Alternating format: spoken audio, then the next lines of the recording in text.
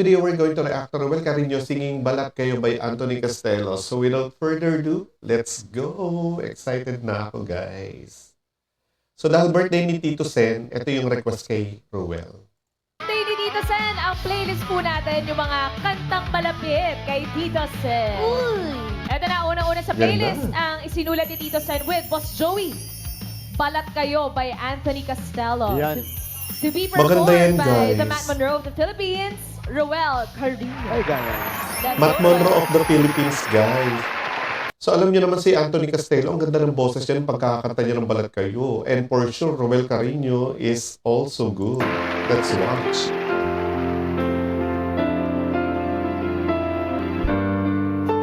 Gusto ko talaga yung may mga ganito sila dito kasi nasa-showcase yung talent ng mga singers tsaka ng iba. Balat kayo lahat, buhay sa mundo, nakangiti kahit hindi totoo. Magandang bulaklak. Ang dali lang. Ito na naman ako, guys. Pag mga reaction video talaga, na masyado ko nadadala dito kay, Ruel. Siyang katulad mo, ngunit paglapit ko'y walang bango. Sabi niyo ako, balat kayo pala. Sabayin natin si Ruel. Pag-ibig mo na natubog lang sa ginto. Ang daming nagugustuhan yung mga kanta na ganito, especially mga old songs. Kasi nga, sabi ko nga, mga old songs never fade. Tapos tignan nyo naman yung mga nandun sa may Itbulaga, di ba? O kay sakit naman, sayang lang ang pag-ibig ko. Grabe, oh. Balat kayo lahat, ang buhay sa mundo. Happy birthday, Tito Sen. Nakangiti kahit hindi Oh, totoo. narinig nyo ba yung hindi amazing? Oo na talaga, Ruel. Magandang pangarap ang siyang katulad mo, ngunit sa isip lang lahat ng ito. Balat kayo pala, pag-ibig mo na natubog lang sa ginto. Ako, nakakaloka si Ruel. O kay sakit naman, ay sayang lang ang pag-ibig ko.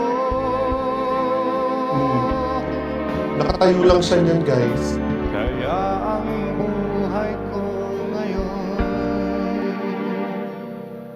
balat kayo. Grabe.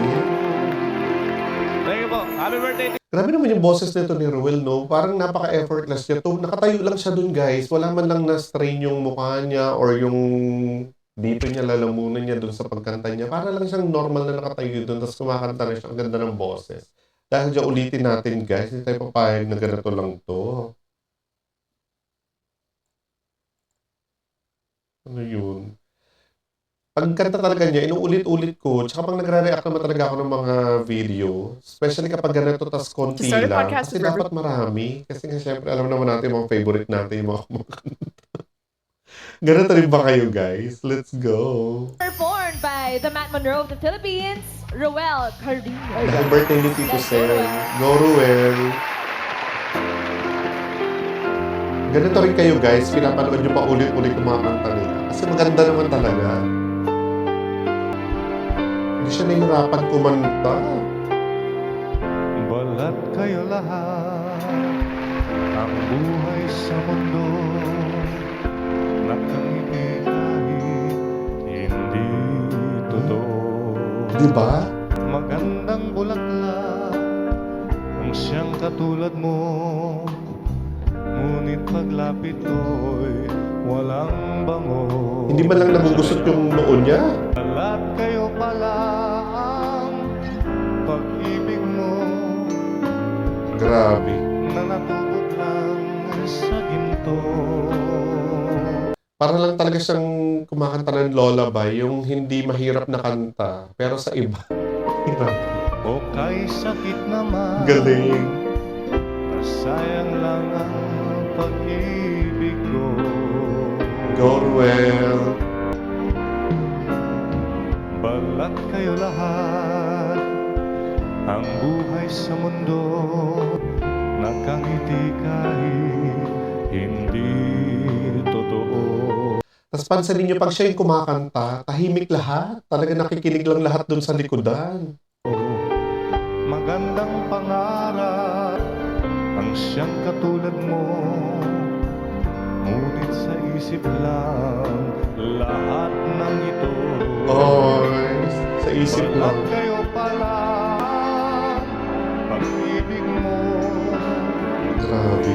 na natubog lang sa ginto. Ganda rin ang lyrics, no? Ay sakit naman, ay sayang lang ang pag-ibig ko.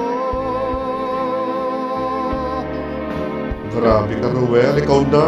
Kaya ang buhay ko ngayon, Sabay-sabay tayo, guys. balat kayo.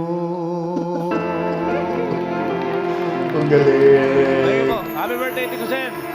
Love you. Thank you, Ruel Carino. So, ayan na nga, guys. Hanggang doon na lang yung kanta ni Ruel. Kasi, syempre, hindi na natin pwedeng ulitin again. Ako na lang ulitin ko ulit mamaya. Kasi alam niyo naman, pag si Ruel, talagang inuulit-ulit ko yung music niya. Tsaka nakakatuwa kasi ang ganda ng boses niya. Kahit anong kantahin niya, nagiging kanta niya, nagiging boses niya, trademark na, ay, si Ruel yung kumanta nito. Parang ganun. Kasi, Matt Monroe, tapos kumanta ng Tagalog. Diba? Pero yung boses niya ganun. Amazing, di ba? Na-amaze ako sa kanya. And again, kung nakaabot kayo sa video na to, thank you so much. And thank you for always watching my reaction video. And kung hindi ka pa nakasubscribe, please do subscribe to my channel and click the notification button for more videos. Bye-bye!